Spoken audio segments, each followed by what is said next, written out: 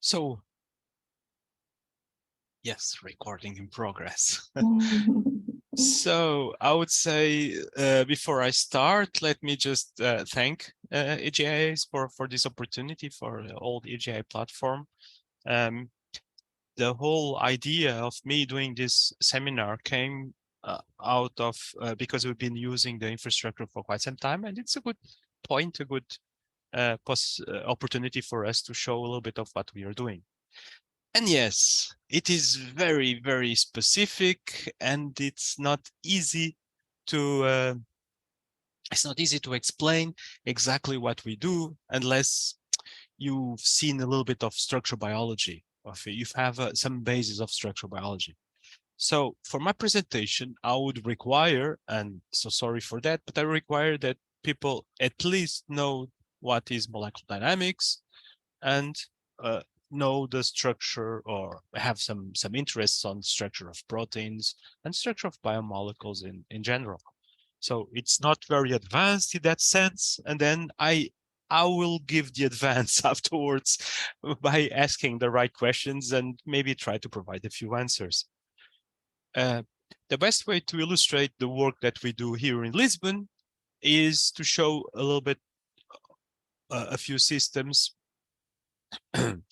of what we do. So, of course, we are a molecular modeling group. We do molecular dynamic simulations of proteins. For instance, this is hen, egg, white lysozyme structure, and it shows that the structure is very dynamic. Usually experimentalists, they determine the structure in the crystal, but then once we put the protein in water, in solution, then we can study the protein movement. Where are we specialized? We are specialized in the sense that we can study the changes of pH. Of course, this is hen white lysozyme, so this is the protein that goes into that becomes white when you just hit it, and you hit your eggs and you see all this white stuff. So this is the protein that denaturates, and we can actually calculate pKa values, which are the half-point titration. When you change pH, certain groups change protonation state, and this is where the story of pKa's and pH comes from. So we can do that. That's where we are strong. So there's a lot of people in the world that can do molecular dynamic simulations. We can do molecular dynamic simulations with this twist. And this twist is very important because it's the focus of the whole server that is located in the EGI infrastructure. We can do a lot of things that usually we can go beyond what experimentalists can do. For instance, here we have a series of pKa values measured experimentally. So the people in the lab, they produce the protein, they optimize and isolate, purify it, and then they can do these tricks by changing pH with an acid and a base, and they can change pH and try to obtain points of half titration, which are the pKa's. We can go to the computer and you can try to predict those pKa's, and then we can calculate a kind of an error. So we compare with experimental to see if our method, which is fully computational, can actually predict pKa values.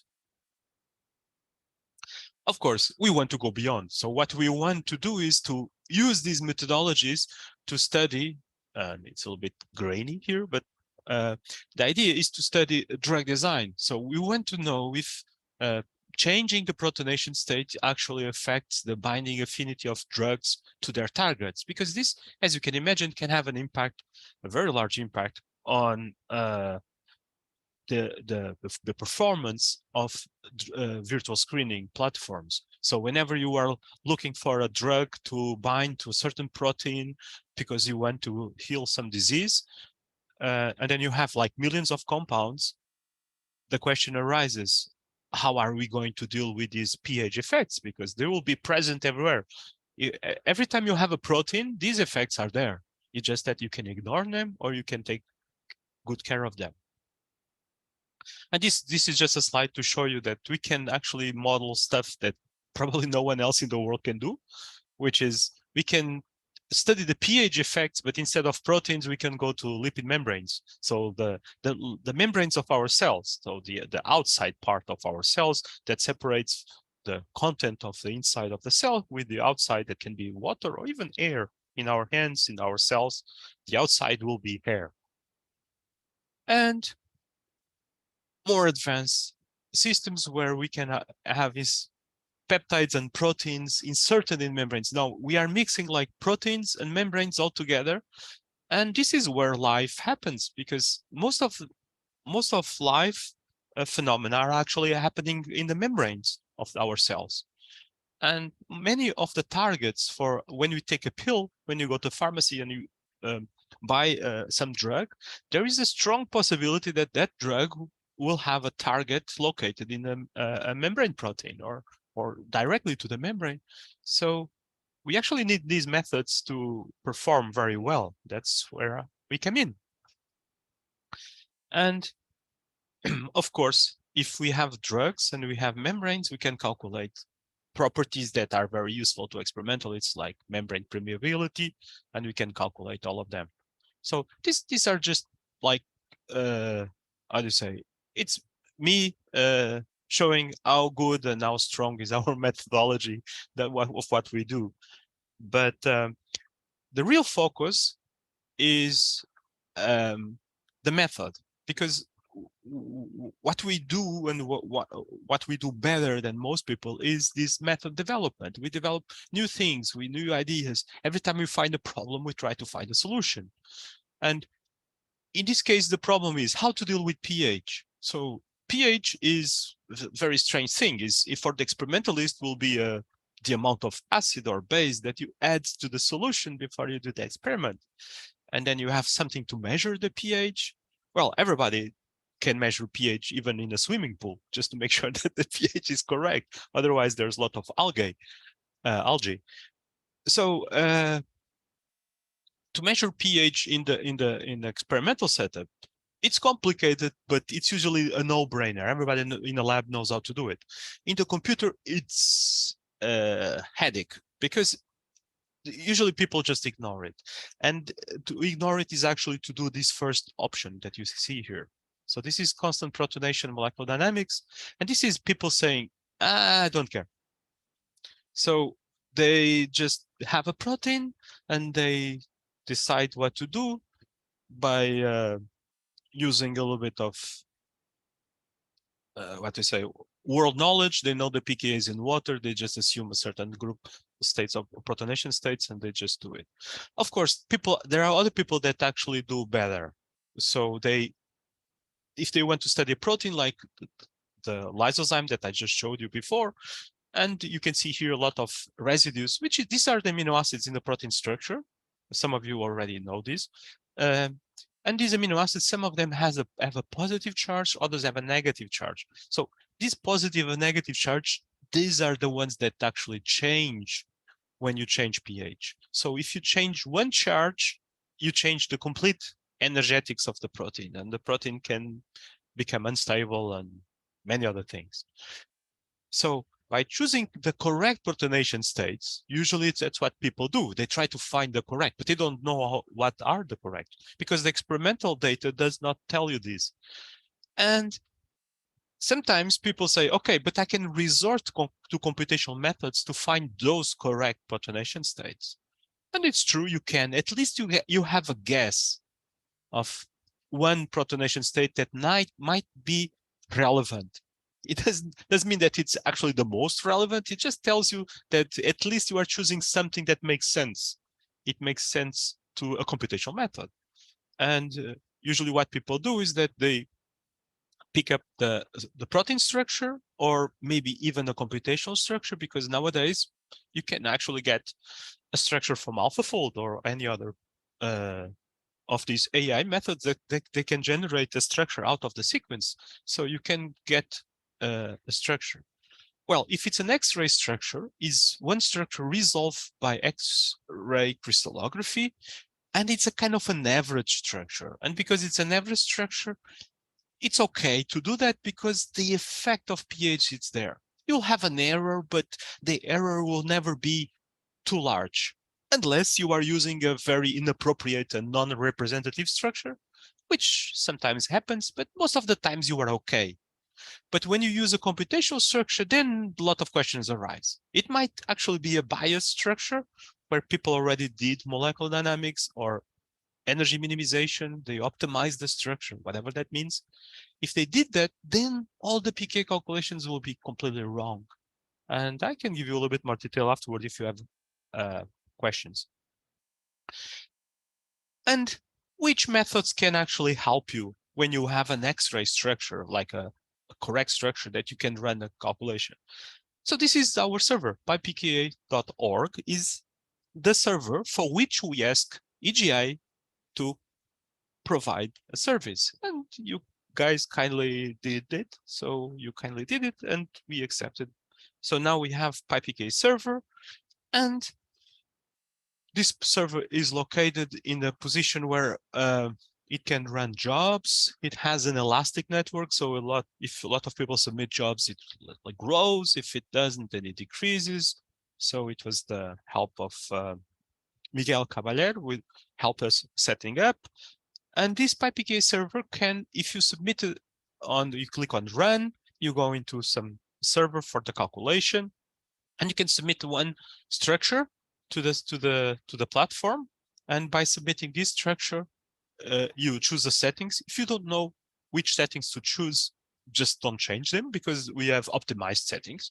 And by running this calculation, you will end up obtaining, these are the optimized settings, you obtain these results in the end.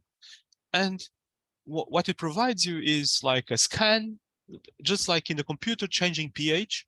Imagine you are in a very high pH with a lot of strong alkaline media, and then you start adding acid, and then you go from like alkaline to back to low pH.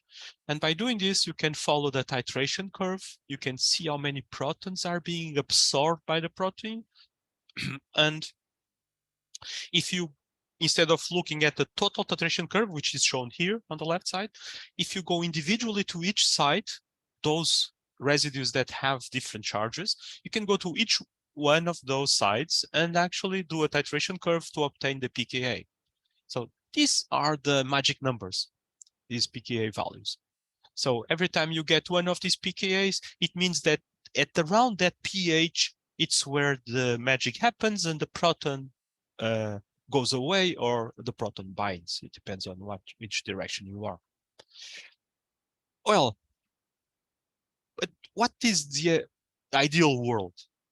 The ideal world is if we combine these pKa calculations. So if you can bind the protons, the number of residues that have protons, with the conformation changes. So you saw in some of my video that the structure of the protein is moving, and that's correct.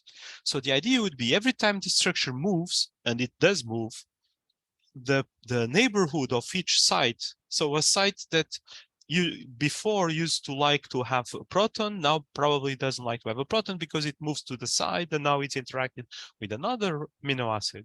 So this becomes very complex because now you have like tens or hundreds of sites all changing position, and they just sometimes they want to have a proton, sometimes they don't want to have a proton.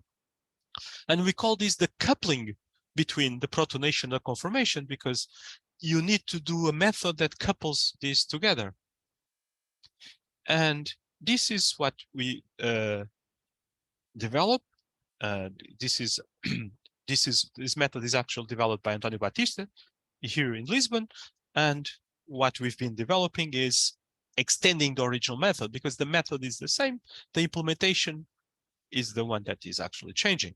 And we have this method throughout, and we've been using it for quite some time. And we are now at a crossroad, because every time we use this method, we are actually paying kind of extra toll. So it can be up to 40% of time, because what the method does is it does molecular dynamics. Of course, it's the name of the method, does molecular dynamics, and then at certain intervals of time, it stops and goes and asks each residue that it can change the protonation if it wants to change the protonation. It calculates energies and then uses Monte Carlo. And usually these energies are calculated using Poisson Boltzmann.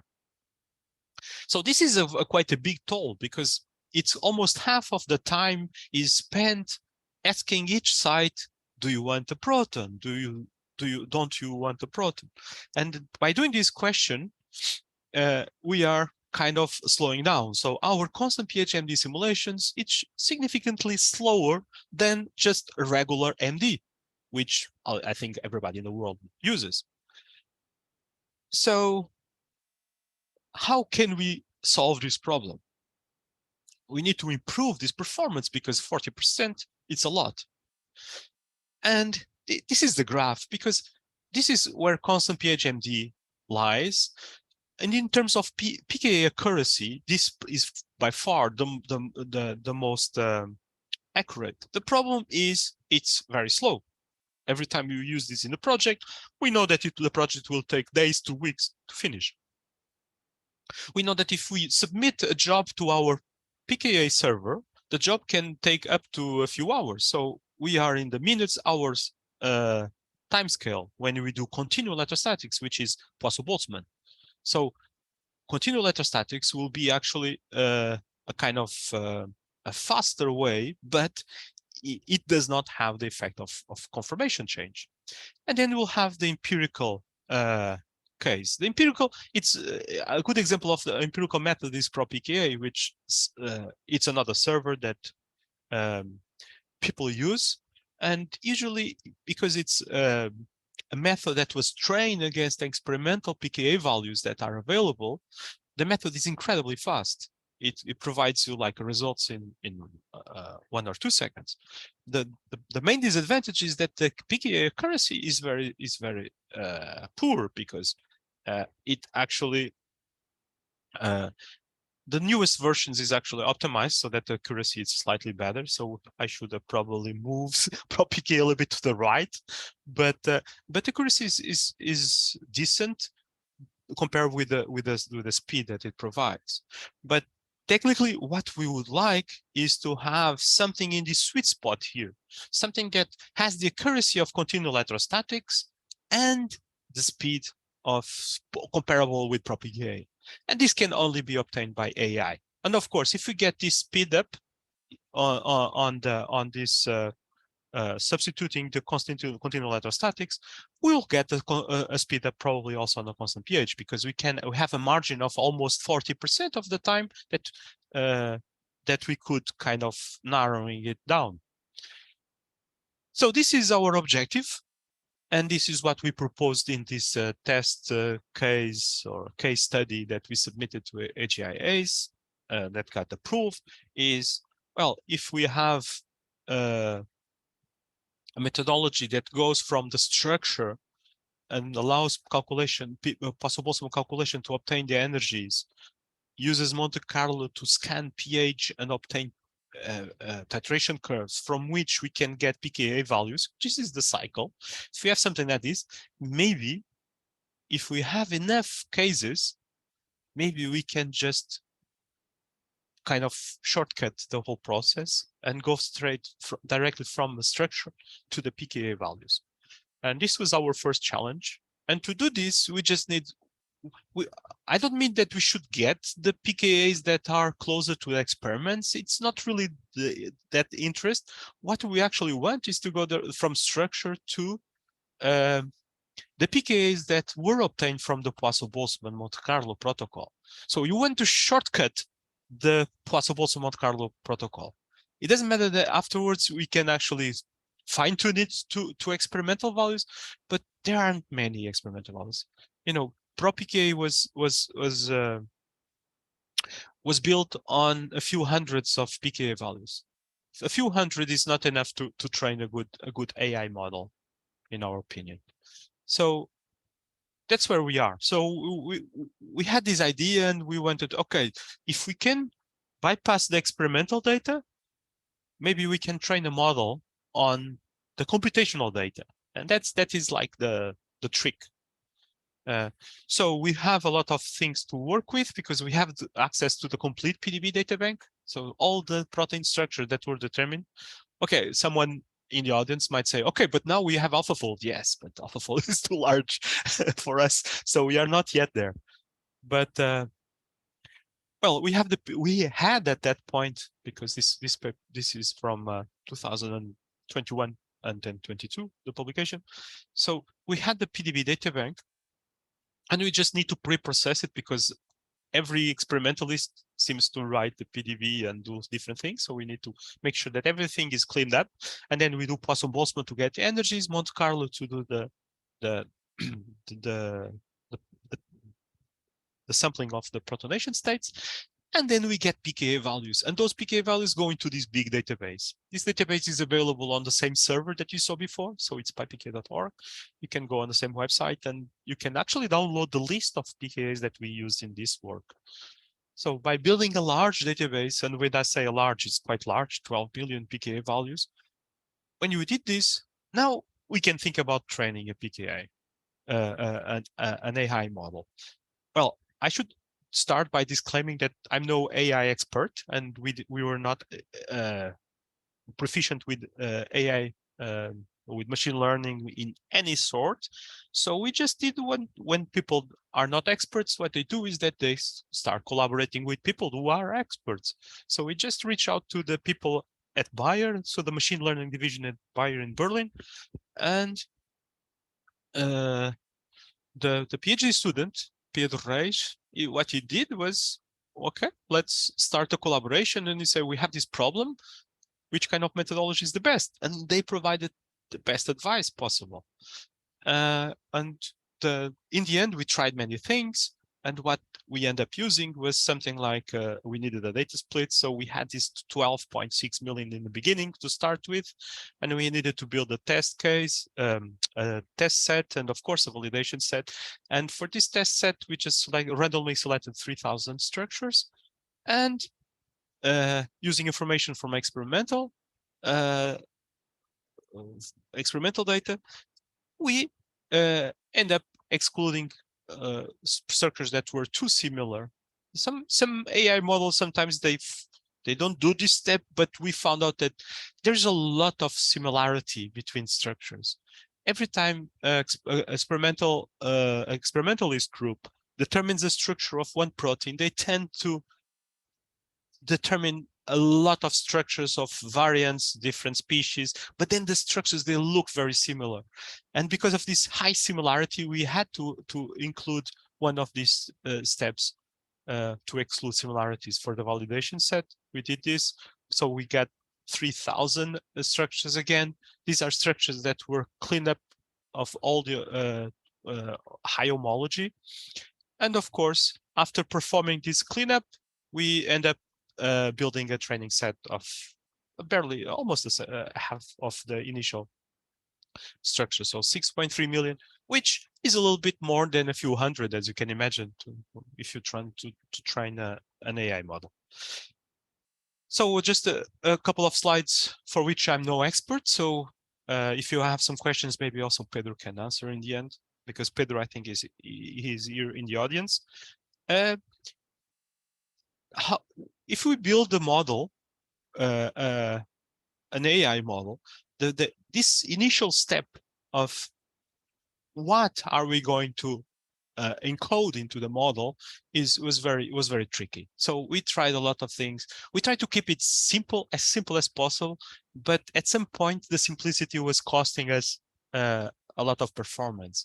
So we end up starting only with the heavy atoms, and then we exclude all carbons and hydrogens. So we end up only have nitrogens, oxygen, and sulfur.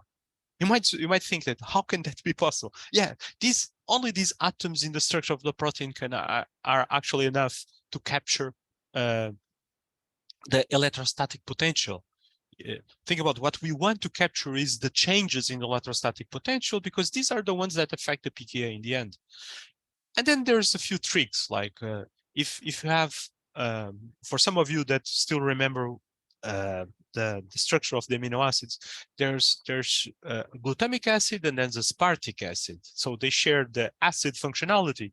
So if you just describe these as acids, then you can kind of convolute everything, and glutamic acid and aspartic acid can actually contribute similarly to the shift in the pKa. And then you need beyond the atom classes, you need the distances, and then you need to encode these in a smart way. And I should call your attention that we actually use just delta pKa. We don't want the pKa's of the residue. You want to encode in the model the shifts in the pKa. So this is what we want, because then we can normalize everything, and an aspartic acid and a glutamic acid becomes almost the same thing. And this is just some technical detail for some of you that are AI experts. This is not my realm, so we just use multiple layers, and I know that Pedro tried a few different things, but these were the setup that actually worked the best. But let's look at some of the results, because this is the interesting stuff. So how, with what accuracy can we actually predict the pKa's from the Poisson Boltzmann? And the root mean square error and the mean absolute error, they are quite low. So they are well below 1 pK unit. And if you are not from the field, you don't have that sensibility, but I've been working on this for 20 years, and every time we see some error that is below 1 pK unit, we are incredibly happy. So this is good. Of course, the lower the best, but this is quite okay. And we could actually look at the root mean square, and we could actually look at it from different solvent accessibility. This has to do with the difficulty. Some residues that are more water exposed, they are easier to predict. If they are too buried in the protein, they are more difficult to predict. So we did all of that.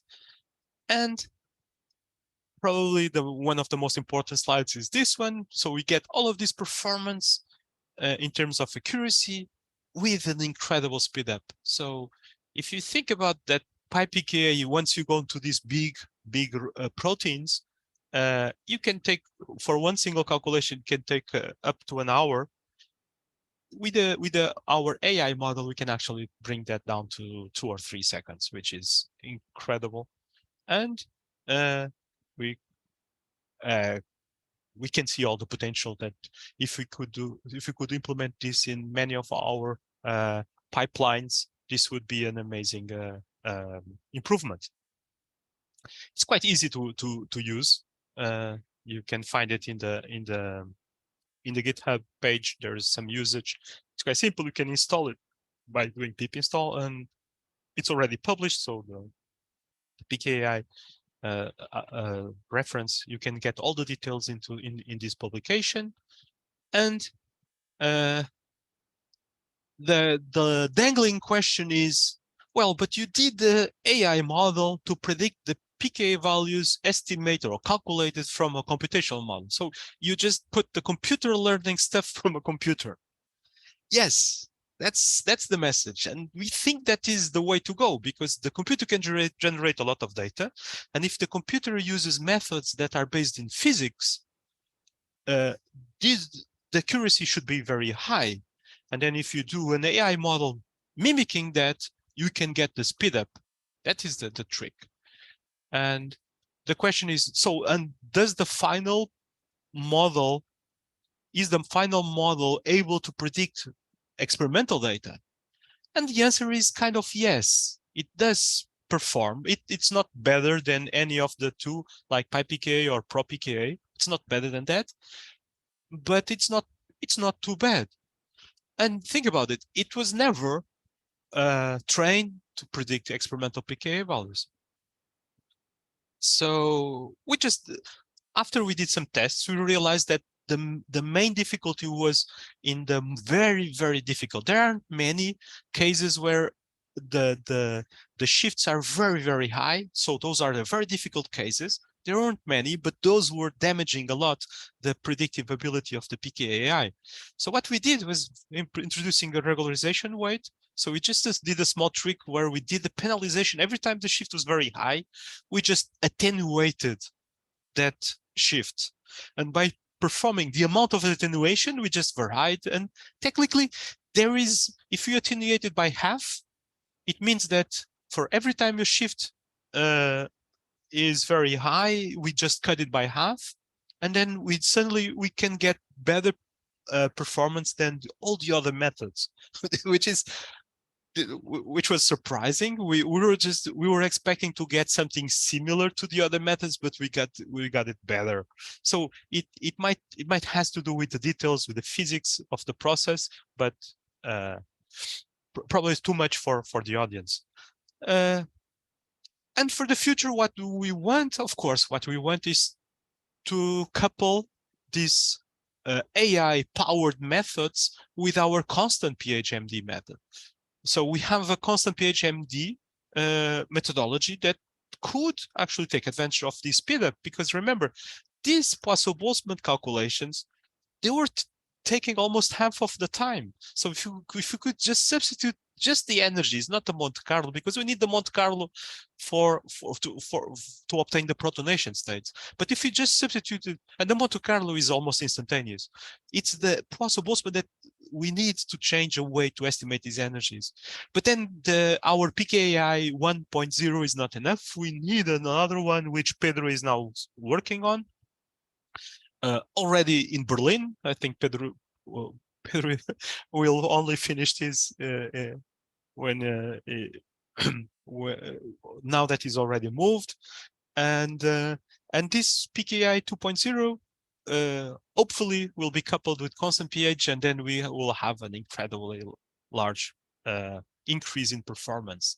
So just to finish, let me show you that the collaborations. Of course, Pedro, now I call him a group member and a collaborator because he's moving now, he's finishing PhD and he's moving to Berlin. So we'll be our major collaborator in Berlin. And all the guys, so Oko, Florian, Marco, Antoine Lee, I think all the people that collaborate directly with Pedro and train Pedro in machine learning in Bio. And of course, Walter is a co-supervisor of Pedro, and he was the guy who developed Delphi to do all these Poisson-Boltzmann calculations, and he's coming from Genova, Instituto Italiano Tecnologia. And thanking the group.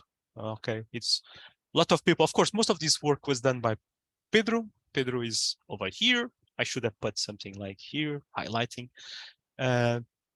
And then Pedro did most of this work, and then all the people are working with constant pH molecular dynamics, and even the younger people are that are just now starting, they kind of always have a project that is related with pH. And thank you all. If you have questions, I'm willing to